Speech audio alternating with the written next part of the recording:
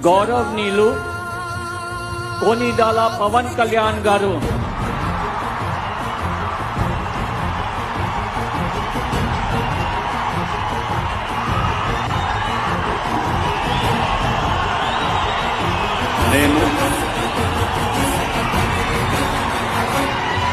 కొనిదల పవన్ కళ్యాణ్ అనే నేను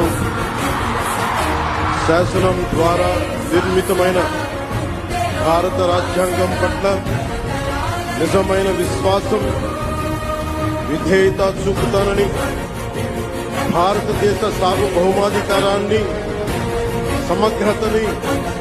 కాపాడుతానని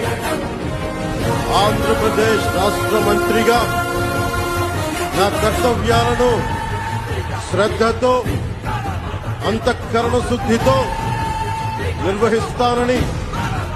భయం గాని